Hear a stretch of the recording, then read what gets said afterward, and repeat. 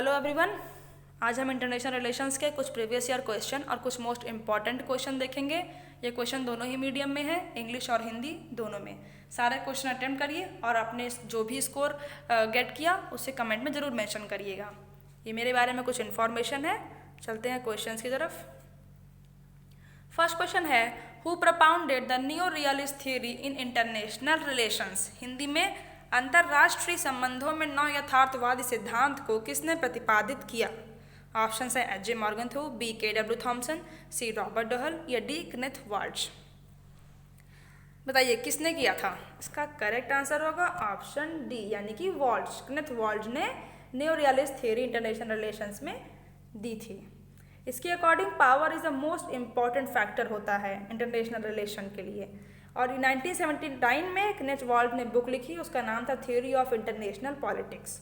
उसी में इन्होंने न्यू रियलिस्ट की बात की थी।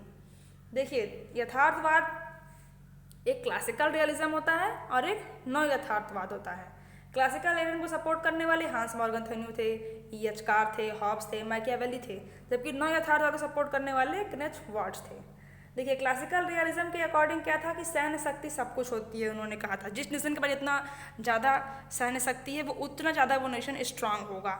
लेकिन नव यथार्थवाद ने क्या कहा कि नहीं, सिर्फ मिलिट्री ही नहीं बल्कि man power, economic power, literacy power सब कुछ होनी चाहिए एक नेशन के पास, तब वो स्ट्रांग होगा। क्लासिकल रियलिज्म में फिर कहा कि राज्यों का व्यवहार अलग अलग होता है, चाहे वो छोटा हो या बड़ा। लेकिन नव यथार्थवाद ने क्या कहा? उन्होंने कहा कि नहीं, सब राज्य का फंक्शन एक जैसा होता है क्योंकि सब के लिए नेशनल इंटरेस्ट ही सब कुछ होता है। देखिए, इन दोनों में न्यू रियलिज्म ने क्लासिकल रियलिज्म को नेग्लेक्ट नहीं किया था, सिर्फ एनालिसिस किया था। अगर एग्जाम में आ जाता है तो आप ये मत लिखिएगा कि new realism neglect classical realism, ऐसा नहीं है, सिर्फ एनालिसिस की थी। उनका तरीका दोनों का एनालिसिस करने का अलग अलग था। चलते हैं नेक्स्ट क्वेश्चन की तरफ। क्वेश्चन नंबर सेकंड है, globalization is a process of extending the power of one nation state around the world. यानी कि वैश्वीकरण क्या है? दुनिया भर में एक राष्ट्र की शक्ति का विस्तार। या B, making the nation state of global standard for political organization, राजनीतिक संगठन के लिए राष्ट्र को वैश्विक स्टैंडफोर्ड का राज्य बनाना। या C, creating a more unified economic community among the world's people, दुनिया के लोगों के बीच एक अधिक एकीकृत आर्थिक समुदाय बनाना। या D, identifying opponents of democratization, प्रतिद्वंदियों के लोकतांत्रिकरण की पहचान करना। क्या है ग्लोबलाइजेशन? बताइए। इसका करेक्ट आंसर होगा ऑप्शन सी, वैश्वीकरण क्या है? दुनिया के लोगों के बीच एक अधिक एकीकृत आर्थिक समुदाय बनाना, यही है ग्लोबलाइजेशन का प्रोसेस। चलते हैं नेक्स्ट क्वेश्चन की तरफ। थर्ड क्वेश्चन है, the US approach to the cold war was originally set up in. शीत युद्ध के लिए अमेरिकी दृष्टिकोण मूल रूप से स्थापित किया गया था। A, Truman doctrine, B, Marshall plan, C, the Monroe doctrine या डी, द डल्स डॉक्ट्राइन। इसका करेक्ट आंसर क्या होगा? किस डॉक्ट्राइन को अमेरिका ने कोल्ड वॉर में फॉलो किया था? इसका करेक्ट आंसर होगा ट्रूमैन डॉक्ट्राइन। देखिए, उस समय प्रेसिडेंट थे हैरी एस ट्रूमैन। 1947 की बात है, जब कोल्ड वॉर चल रहा था अमेरिका और सोवियत यूनियन के बीच में। ये दोनों तो वर्ल्ड वॉर सेकंड के टाइम पे एक ही थे, पर बाद में जब अलग हो गए तो सोवियत यूनियन ने एक कम्युनिज्म की जो थिंकिंग थी उसको स्प्रेड करने का वो सोच रहा था और अमेरिका उसे टैकल करने का। तो just to tackle the spread of communism, Truman doctrine लाया गया अमेरिका के लिए। अमेरिका ने लाया कि हमें ग्रीस और तुर्की इन नेशंस को फाइनेंशियली सपोर्ट करना चाहिए ताकि ये नेशन कम्युनिज्म को फॉलो ना करें, इन नेशंस में साम्यवाद ना फैले। रशिया अपने इस विचार में बिल्कुल भी सक्सेसफुल ना हो कि हमें इस पूरे वर्ल्ड को हम कम्युनिस्ट बना देंगे, ऐसा बिल्कुल ना हो, इसलिए ट्रूमैन डॉक्ट्राइन लाई गई थी। चलते हैं नेक्स्ट क्वेश्चन की तरफ। फोर्थ क्वेश्चन देखिए, identify their year of establishment as in sequence order by using the codes given below. Hindi में नीचे दिए गए कोड का उपयोग करके अनुक्रम स्थापना के रूप में उनकी स्थापना के वर्ष को पहचानें। फर्स्ट WTO है, फिर यूरोपियन यूनियन है, फिर साफ्टा है, फिर नाफ्टा। इनको ईयर वाइज लगाना है। देखिए, एग्जाम के पॉइंट ऑफ व्यू से आपको इंटरनेशनल ऑर्गेनाइजेशन जितने भी हैं सबके ईयर आने चाहिए, उनके एस्टेब्लिशमेंट के, उनका पर्पस क्या था आना चाहिए, या उनका हेडक्वार्टर कहाँ है, ये सब कुछ आना चाहिए। इसका करेक्ट आंसर क्या होगा? इसका करेक्ट आंसर होगा ऑप्शन थर्ड, यानी कि सबसे पहले क्या बना, साफ्टा यानी कि south Asian free trade area, दक्षिण एशियाई मुक्त व्यापार क्षेत्र 1985 में। उसके बाद यूरोपियन यूनियन 1993 में। उसके बाद नाफ्टा यानी कि north American free trade agreement 1994 में, उत्तरी अमेरिका मुक्त व्यापार क्षेत्र। और लास्ट में है WTO यानी विश्व व्यापार संगठन 1995 में। चलते हैं नेक्स्ट क्वेश्चन की तरफ। क्वेश्चन नंबर 5 है, which one of the following is related to elimination of nuclear weapons. निम्नलिखित में से कौन सा परमाणु हथियारों के उन्मूलन से संबंधित है? A Brundtland commission, B Canberra commission, C Zarif mission, D Oslo peace process. इसका करेक्ट आंसर क्या होगा? कौन सा ऐसा कमीशन है जो परमाणु हथियारों के उन्मूलन से रिलेटेड है? इसका करेक्ट आंसर होगा कैनबेरा कमीशन।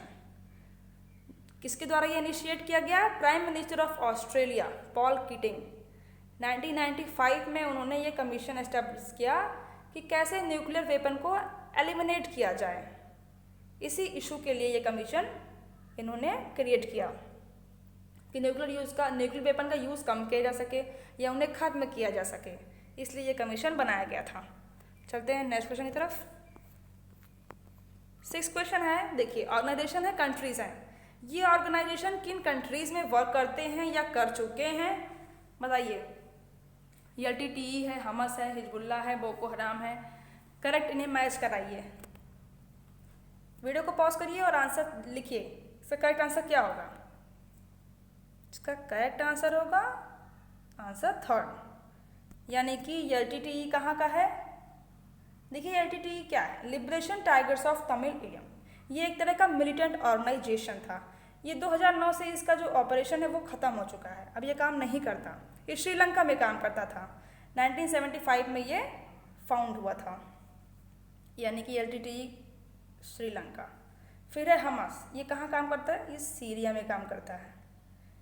ये एक फ़िलिस्तीन सुन्नी इस्लामिक मिलिटेंट ऑर्गेनाइजेशन था। फिर है हिजबुल्ला, ये क्या है? ये एक ईरान बेस पैरामिलिट्री विंग है। इसे फाइनेंशियली जिस तरह का सपोर्ट है सब कुछ ईरान करता है। वेपन सपोर्ट, पॉलिटिकल असिस्टेंस, सब कुछ ईरान सपोर्ट करता है। और लास्ट है बोको हराम, यानी कि ये कहाँ है? ये नाइजीरिया में है। ये एक जिहादी ग्रुप था जो नाइजीरियन गवर्नमेंट के खिलाफ रिबेल कर दिया था। ये उसे इस्लामिक स्टेट बनाना चाहता था नाइजीरिया को। तो फिर चलते हैं नेक्स्ट क्वेश्चन की तरफ। देखिए question number 7, Nehru Liaquat Ali pact है, राजीव गांधी JR जयवर्धने पैक्ट है, इंदिरा गांधी जुल्फिकार अली भुट्टो का पैक्ट है, लाल बहादुर शास्त्री और भंडार नाइक का पैक्ट है। इनको ईयर वाइज मैच कराना है, किस ईयर में कौन सा पैक्ट साइन हुआ। इसका करेक्ट आंसर क्या होगा? इसका करेक्ट आंसर होगा ऑप्शन 1, यानी कि देखिए नेहरू लियाकत अली पैक्ट कब हुआ? 1950 में। राजीव गांधी JR वर्धने पैक्ट कब हुआ? 1987 में। और इंदिरा गांधी जुल्फिकार अली भुट्टो का कब हुआ, जो कि सिमला एग्रीमेंट के नाम से जाना जाता है? 1972 में। और लाल बहादुर शास्त्री और भंडार नाइक का, जो कि श्रीमा शास्त्री पैक्ट के नाम से जाना जाता है, ये कब हुआ? 1964 में। करेक्ट। आप देखिए नेहरू लियाकत पैक्ट था क्या? जब इंडिया इंडिपेंडेंस गॉट किया, इंडिया पाकिस्तान 2 भाग हो गए इंडिया के, तो इसमें माइनॉरिटीज़ की बात आ गई कि कहीं पर हिंदू माइनॉरिटीज़ में हो गए और कहीं मुस्लिम माइनॉरिटीज़ में हो गए। तो इस वजह से बहुत ज़्यादा एक सांप्रदायिक दंगे होने लगे।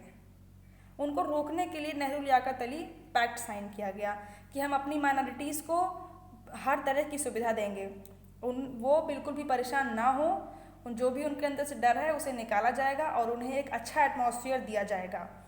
फिर राजीव गांधी JR वर्धने पैक्ट, ये श्रीलंका के प्रेसिडेंट थे। राजीव गांधी जी और इन दोनों JR वर्धने ने मिल करके 1987 में ये पैक्ट साइन किया था। फिर है इंदिरा गांधी और जुल्फिकार अली भुट्टो 1972 में, सिमला एग्रीमेंट के नाम से जाना जाता है, जिसमें क्या बात हुई थी कि दोनों कंट्रीज अपने डिफरेंसेस को सेटल करेंगे एक शांतिपूर्ण तरीके से और कोई भी थर्ड पार्टी इंटरवीन नहीं करेगा कश्मीर के इशू में। फिर है लाल बहादुर शास्त्री और भंडार नाइक का 1964 में, और ये भंडार नाइक श्रीलंका के प्राइम मिनिस्टर थे और लाल बहादुर शास्त्री इंडिया के प्राइम मिनिस्टर थे, और दोनों ने मिलकर 1964 में ये पैक्ट साइन किया गया। अब ये पैक्ट क्यों साइन किया गया? जब ब्रिटिश रूल भारत में था तो जो तमिल पीपल थे, जो चाय की बागान में काम करते थे, इनको श्रीलंका में काम कराया जाने लगा। अब जब इंडिया इंडिपेंडेंस गॉट कर लिया तो ये लोग वहीं पर थे और ये वहाँ पर थे, तो वहाँ पे सिटीजनशिप की मांग कर रहे थे कि हमें भाई सिटीजनशिप दी जाए। इस वजह से ये दोनों लोग में पैक्ट साइन हुआ और उसके तहत कुछ लोग इंडिया की सिटीजनशिप पा गए, लौट आए, और कुछ लोग सेलोन की सिटीजनशिप पा गए। चलते हैं नेक्स्ट क्वेश्चन की तरफ। देखिए 8th क्वेश्चन है, identify the correct chronological order of establishment of following organization. SAARC है, बिम्स्टेक है, एशियान है, एमजीसी यानी कि मेकॉन्ग गंगा कॉरपोरेशन है। इनको इनके ईयर ऑफ एस्टेब्लिशमेंट के अकॉर्डिंग लगाना है। इसका करेक्ट आंसर क्या होगा? लगाइए इनको ईयर वाइज कि पहले कौन सा एस्टेब्लिश हुआ फिर कौन सा एस्टेब्लिश हुआ। इसका करेक्ट आंसर होगा ऑप्शन बी, यानी कि सबसे पहले आसियान 1985 में, जिसके 8 कंट्रीज मेंबर हैं। देखिए सबसे पहले आसियान 1967 में आसियान फाउंड हुआ, जिसमें 10 मेंबर्स हैं और इंडिया इसका मेंबर नहीं है, वो ऑब्जर्वर नेशन के तौर पर है। फिर है फर्स्ट सार्क 1985 में एस्टेब्लिश हुआ, जिसमें 8 कंट्रीज हैं। और फिर बिम्स्टेक 1997 में फाउंड किया गया, जिसमें कि 7 मेंबर नेशन हैं। और फिर है एमजीसी, जो कि कब फाउंड किया गया? 2000 में, और इसका इंडिया मेंबर है। कुल इसमें 6 मेंबर हैं। चलते हैं नेक्स्ट क्वेश्चन की तरफ। आप समझ गए ना? देखिए एक बार फिर से रिवाइज कर लीजिए। देखिए आसियान सबसे पहले 1967 10 मेंबर है, इंडिया मेंबर नहीं है, सिर्फ ऑब्जर्वर नेशन के तौर पर है। फिर है सार्क 1985 जिसमें 8 कंट्रीज हैं। फिर है बिम्स्टेक 1997 जिसमें 7 कंट्रीज हैं इंक्लूडिंग द इंडिया। और लास्ट में है मेकॉन्ग गंगा कॉरपोरेशन 2000 में, जिसमें 6 मेंबर हैं इंक्लूडिंग द इंडिया। चलते हैं नेक्स्ट क्वेश्चन की तरफ। क्वेश्चन नंबर 9 है, who coined the word casino capitalism. Casino पूंजीवाद शब्द किसने गढ़ा? रॉबर्ट कियो, समी अमीन, एजी फ्रांक, सुसान स्ट्रेंज। बताइए किसने इस शब्द को गढ़ा था? किसने ये शब्द दिया था कि कैसीनो कैपिटलिज्म होता है?